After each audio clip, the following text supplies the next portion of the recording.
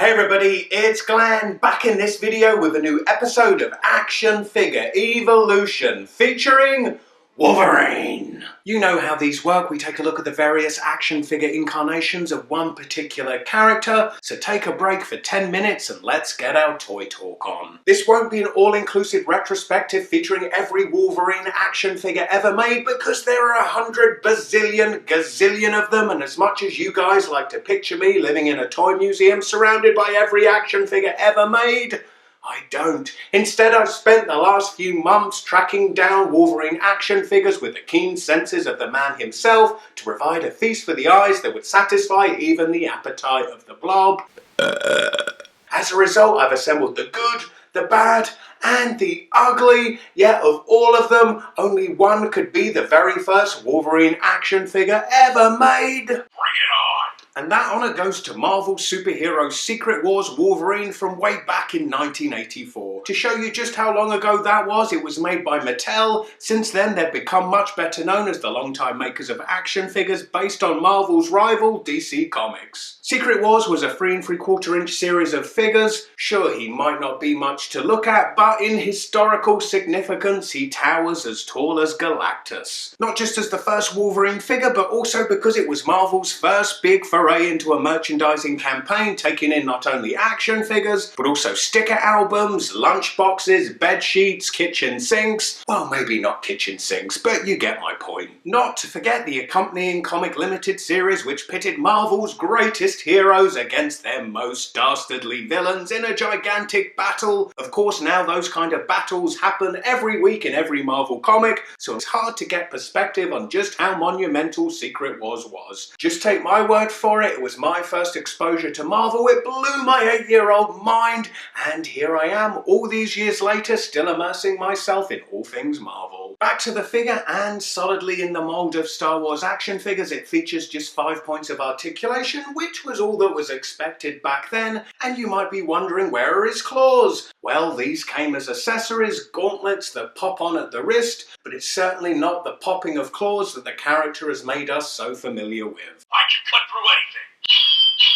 Instead of attachable accessories, the next Wolverine action figure attempted to tackle Wolverine's claws in a way much more in keeping with the convention of the comics. It's 1991's Uncanny X-Men Wolverine, and taking up the reins from Mattel, it's our good old friends Toy Biz, who would later go on to make Marvel Legends. I'm not sure the 7 years that passed from the first one saw that much improvement though. Body shape of the Secret Wars one is quite generic. That line reused the same basic body with mostly different decos and heads for each character. Alternatively, with this second one from 1991, I can see they have made an effort to capture Wolverine's distinct stocky stature, but boy is it bad. Whoever sculpted it must have rushed the job so they could take their seeing eye dog for a walk. But then I guess they made a noble attempt at translating Wolverine's popping claws from the comics into the action figure. So instead of a clip-on accessory, here they are spring-loaded. Don't make me pop my claws.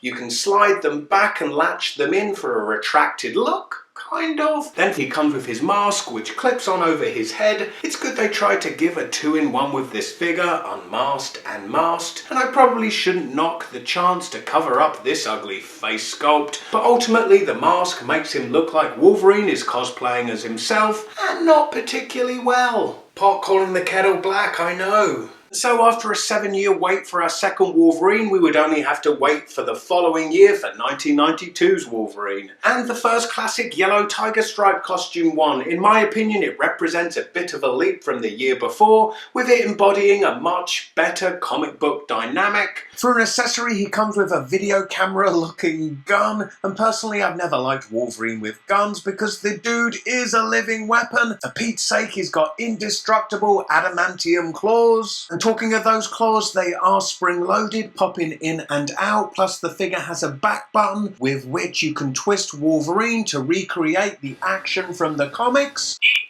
metal, bub. 1992 was also the year the wildly popular Fox X-Men animated series debuted, but following a chronology, and we can see the X-Men figure line existed a year before that show debuted, based purely on the strength of the comic book sales. In 1991, X-Men #1 was released. A spin-off of the long-running Uncanny X-Men comic, it became the best-selling comic of all time, recognised by the Guinness World Records with sales of 8.1 million. Put that in perspective, despite how Hollywood have made comic movies blockbusters, the best-selling comics of today are only selling around 250,000 copies. And so, over the next few years, the popularity of the comic books and the TV cartoon combined to give us pretty much every iteration of Wolverine ever. Wolverine in the standard yellow and blue X-Men uniform, then back to the beginning when Wolverine had the adamantium grafted to his skeleton with Weapon X Wolverine, then Spy Wolverine, but it is in fact him and his duds from his time with Team X. A bit dull in my opinion, but to add some excitement they've loaded him up with more knives than an industrial scale kitchen, and if the oversized comlink thingy does bother you, it can be removed, but that leaves you confronted with this.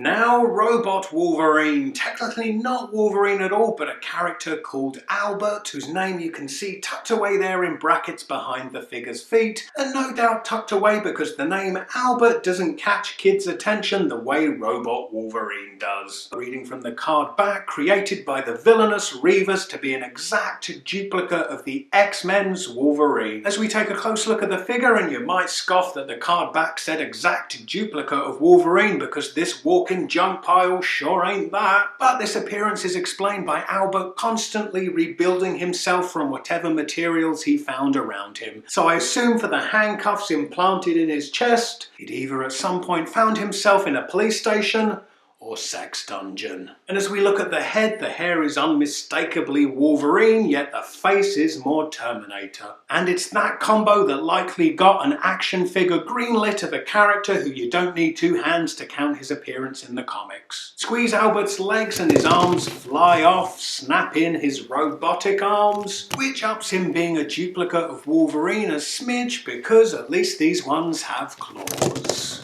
Now we all know Wolverine will travel anywhere for a good fight, and with our next Wolverine action figure travelling anywhere translated to the far reaches of outer space.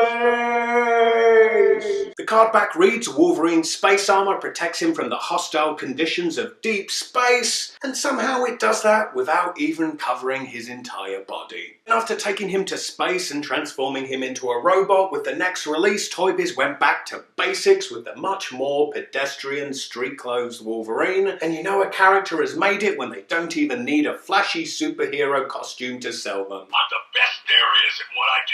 By the time 1996 rolled around, the X-Men animated series was 4 years into its run and would come to an end in the following year. To me, a sign that the popularity of X-Men had begun to wane was that the action figures were no longer being sold on the strength of individual characters. Instead, for each series, Toy Biz adopted a concept which each figure was squeezed into, sometimes with those concepts stretching the already flexible comic logic to breaking point. So we have X-Men Ninja Force featuring Ninja Wolverine. Not that much of a stretch. During his time in Japan, Wolverine became a master of virtually all forms of martial arts, including, it seems, the art of hanging from a grapple hook and the art of wielding goofy big weapons. Then in 1997, X-Men Robot Fighters. And while Robot Fighters might sound like jumping the shark, but pause now to read the background on the series. To surmise, it states the robots being fought are drones being battled as part of Danger Room training. Hey, it makes more sense to me than X-Men Water Wars Hydroblast Wolverine. Is that the best you got? Back to Robot Fighter Wolverine, and he is rendered in his familiar tiger stripe costume, albeit with some non-comic continuity flourishes, plus a facial expression full of berserker rage, and with hair at the pointiest I've ever seen it. Its defiance of gravity must be a mutant power all to itself. The slashing saber-toothed droid he comes with be manually twisted for claw-slashing action. The Wolverine needs to dodge. Or not. But worry thee not, his mutant power of accelerated healing hasn't failed him, so it's time for the saber-toothed droid to make like a nut and bolt. 1997 also gave us X-Men Monster Armor, which, like X-Men Water Wars, stretched logic to breaking point, but boy, on the card back right up, did they try and force a square peg through a round hole. It reads, taking over the world, Mr. Sinister uses his scientific knowledge to transform the X-Men into powerful mutant monsters. Again, Wolverine is rendered in the familiar tiger stripe costume, albeit ripped to shreds, revealing bulging muscles with pulsing veins that look more like under the skin parasitic worms to me. And it's a Wolverine figure with no claws, but for those we need to clip on his monster armor, transforming him into Fangor. It's like watching the Muppet Show on a bad trip. Sure, it's all kinds of goofy, but I have to admit this one's a guilty pleasure of mine, combining two of my loves, X-Men and crappy-looking B-movie monsters. Next up is X-Men Savage Land, Savage Wolverine, and Mutant Dino with jaw-chomping action. Savage Land is, of course, Marvel's very own Lost World, where dinosaurs still roam. Worthy of note is this is the first bone-clawed Wolverine figure of this video. In the comics, Magneto forcibly removed the adamantium from Wolverine's skeleton through every pore in his body, and this figure is significant as the first one that came with bone claws that we later discovered after the removal of the adamantium were part of Wolverine's natural skeleton. The head sculpt apes the artwork from the comic, where without his adamantium, Wolverine devolved into a feral state. That was to much derision from the fans, and nobody complained too much when the storyline was dropped issue to issue, and without explanation, Wolverine returned to appearing as he always did. While X-Men figures packed with dinosaurs might seem like a bolt out of the blue, but 1997 saw not only the release of this series, but also the release in cinemas of Jurassic Park: The Lost World. Coincidence? Or Toy Biz trying to capitalise on the dino craze of the day? If the latter is true, it might just speak volumes about the popularity of the X-Men action figures in 1997,